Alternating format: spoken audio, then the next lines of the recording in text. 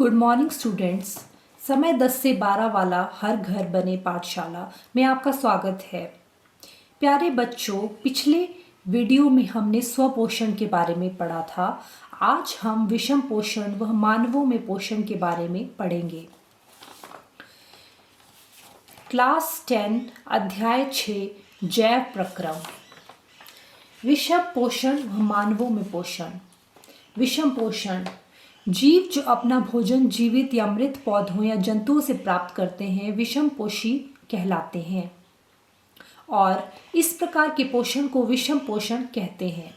प्यारे बच्चों, उदाहरण के लिए सभी जीव जंतु जीवाणु तथा कवक युगलीना को छोड़कर विषम पोषी हैं। प्यारे बच्चों, जीवों में पोषण किस प्रकार होता है?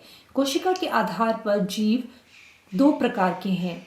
एक कोशिक जीव जिन्हें हम यूनिसेलुलर ऑर्गेनिजम्स कहते हैं तथा बहुकोशिक जीव जिन्हें हम मल्टीसेलुलर ऑर्गेनिजम्स कहते हैं।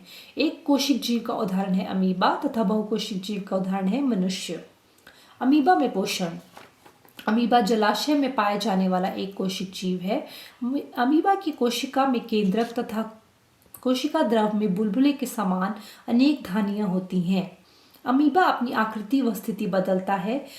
इसमें एक या एक से अधिक उंगलियों के समान प्रवर्ध निकलते हैं जिन्हें पादाब अर्थात सुडोपोडिया या कृत्रिम पांव कहते हैं। जैसा कि आप चित्र में देख सकते हैं, चित्र ए एक अमीबा का चित्र है। इसके सेंटर में केंद्रक है और रिक्तिकाएं हैं तथा बाहर अमीबा के बाहर खाद्य कण मौजूद है। बी में आप देखेंगे कि अमीबा जो है पादाब विकसित कर रहा है और खाद्य कण को अपने को लपेट रहा है। सी, इसमें आप देखेंगे कि खाद्य कण अमीबा के खाद्य रिक्तिका बना रहा है तथा जो खाद्य कण है वो अमीबा के अंदर जाने वाला है। तथा डी में आप देखेंगे कि खाद्य कण का पाचन हो गया है। अमीबा कुछ सूक्ष्म जीवों का आहार करता है। जब इसे भोजन का आभास होता है तो यह खाद्य कण के चारों ओर पादाब विकसित करके उसे निगल लेता है। खाद्य पदार्थ उसके खाद्य धानी में फंस जाते हैं। खाद्य धानी में पाचक रस स्रावित होते हैं। ये खाद्य पदार्थ प्रक्रिया करके उन्हें सरल पदार्थों में बदल देते हैं। पचा हुआ खाद्य पदार्थ धीरे धीरे अवशोषित हो जाता है। ये पदार्थ अमीबा की वृद्धि, रखरखाव एवं गुणन का कार्य करता है। बचा हुआ अपच पदार्थ कोशिका से निष्कासित हो जाता है। प्यारे बच्चों, अब हम पढ़ेंगे मानव में पोषण, न्यूट्रिशन इन ह्यूमंस, जिसमें हम पढ़ेंगे मानव पाचन तंत्र अर्थात ह्यूमन डाइजेस्टिव सिस्टम। प्यारे बच्चों, जब भोजन मुख से के द्वारा अंतर्ग्रहण होता है तो इसे पचाया जाता है और फिर इसका उपयोग किया जाता है। आहार का बिना पचा हुआ भाग मल के रूप में निष्कासित किया जाता है। भोजन एक नली से गुजरता है जो मुख गुहिका से प्रारंभ होकर गुदा तक जाती है। इस नली को विभिन्न भागों में बांट सकते हैं। मानव पाचन तंत्र के 6 मुख्य भाग हैं। पहला भाग है मुख गुहिका जिसे हम माउथ कहते हैं। दूसरा भाग है ग्रास नली जिसे हम ओइसोफेगस कहते हैं। तीसरा भाग है आमाशय जिसे हम स्टमक कहते हैं। चौथा भाग है बृहदांत्र जिसे हम स्मॉल इंटेस्टाइन कहते हैं। चौथा भाग है क्षुद्रांत जिसे हम स्मॉल इंटेस्टाइन कहते हैं। पांचवा भाग है बृहदांत जिसे हम लार्ज इंटेस्टाइन कहते हैं तथा छठा भाग है मलद्वार जिसे हम एनस कहते हैं। जैसा कि बच्चों आप चित्र में देख रहे हैं, चित्र में देखें, मुख गुहिका से मानव पाचन तंत्र शुरू हो रहा है, फिर ग्रसनी और उसके अगला भाग है ग्रसिका, उसके बाद अमाशय, अमाशय के बिल्कुल नीचे पत्ती शेप में है अग्नाशय और यकृत जो है वह बाईं तरफ उपस्थित है। अग्नाशय के बाद आता है क्षुद्रांत और क्षुद्रांत के अंदर है बृहदांत्र, और जो बृहदांत्र है उसके एंड में है मलाशय और गुदा और मलद्वार। तो एक एक करके हम इन सबको पढ़ेंगे। पहला भाग है मुख गुहिका। मुख में भोजन दांतों द्वारा छोटे छोटे टुकड़ों में बंट जाता है। लार ग्रंथियां अर्थात स्लाइवरी ग्लैंड्स से निकलने वाली लार भोजन में मिल जाती है। लार में उपस्थित अमाइलेज एंजाइम जो भोजन में उपस्थित स्टार्च को शर्करा में बदल देता है।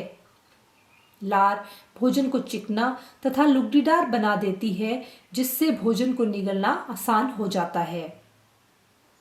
एंजाइम एक प्रकार के जैव उत्प्रेरक होते हैं। ये सजीवों में पाए जाते हैं तथा रासायनिक अभिक्रिया की गति को बढ़ाते हैं। भोजन का जटिल से सरल पदार्थों में परिवर्तन होना एक रासायनिक अभिक्रिया है। अगला भाग है ग्रास नली। ग्रसिका में किसी प्रकार का पाचन नहीं होता क्योंकि यहाँ कोई एंजाइम नहीं होता। इससे अगला भाग है आमाशय। आमाशय एक बृहत अंग है जो भोजन के आने के बाद फूल जाता है। आमाशय में पाचन कार्य इसकी भित्ति में उपस्थित जठर ग्रंथियों द्वारा होता है। ये ग्रंथियां HCl, एक प्रोटीन एंजाइम पेप्सिन तथा श्लेष्मा स्रावित करती हैं, जिससे प्रोटीन छोटे छोटे भागों में टूट जाता है। आमाशय की भित्ति में उपस्थित जठर ग्रंथियां HCl व पेप्सिन बनाती हैं। HCl व हाइड्रोक्लोरिक अम्ल एक प्रोटीन पाचक एंजाइम पेप्सिन को सक्रिय करता है। बहुधा हमें एसिडिटी या अम्लता बढ़ने की शिकायत भी रहती है।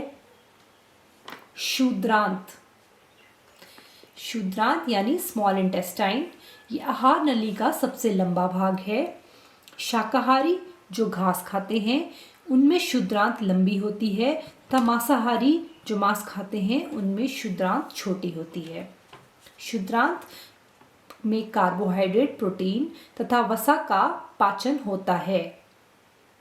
यह कार्य के लिए क्षुद्रांत यकृत व अग्नाशय, यकृत यानी लीवर, अग्नाशय यानी पैनक्रियास से स्रावन प्राप्त करता है। क्षुद्रांत में वसा बड़ी गोलिकाओं के रूप में होता है, इसलिए उस पर एंजाइम का कार्य करना मुश्किल होता है। पित्त लवण उन्हें छोटी छोटी गोलिकाओं में खंडित कर देते हैं। इस कार्य में लाइपेज एंजाइम मदद करता है और इस प्रक्रिया को एमल्सीकरण कहते हैं। एमल्सीकरण या एमल्सिफिकेशन कहते हैं। क्षुद्रांत की भित्ति आंत्र रस स्रावित करती है जो प्रोटीन को अमीनो अम्ल, कार्बोहाइड्रेट को ग्लूकोज तथा वसा को वसा अम्ल व ग्लिसरॉल में परिवर्तित करती है। क्षुद्रांत्र के आंतरिक स्तर पर दीर्घरोम होते हैं जो अवशोषण के लिए सतही क्षेत्रफल बढ़ा देते हैं। दीर्घरोम में रुधिर वाहिकाएं होती हैं जो भोजन को अवशोषित कर शरीर की प्रत्येक कोशिका तक पहुंचाती हैं। यहाँ इसका उपयोग ऊर्जा प्राप्त करने के लिए नए ऊतक बनाने में तथा पुराने ऊतकों की मुरम्मत करने में होता है। प्यारे बच्चों, अगला भाग है बृहदांत्र। बृहदांत्र यहाँ भोजन का बिना पचा हुआ भाग पहुंचता है, जहाँ उससे जल अवशोषित कर लिया जाता है तथा अपचित पदार्थ गुदा द्वारा शरीर से बाहर निकाल दिया जाता है। एंजाइम की प्रक्रिया। प्यारे बच्चों, हम पढ़ेंगे एंजाइम किस प्रकार कार्य करते हैं। अमाइलेज एंजाइम स्टार्च को ग्लूकोज में बदलता है। प्रोटीन को प्रोटीएज एंजाइम अमीनो अम्ल में बदलता है। लाइपेज एंजाइम वसा को वसा अम्ल व ग्लिसरॉल में परिवर्तित करता है। धन्यवाद।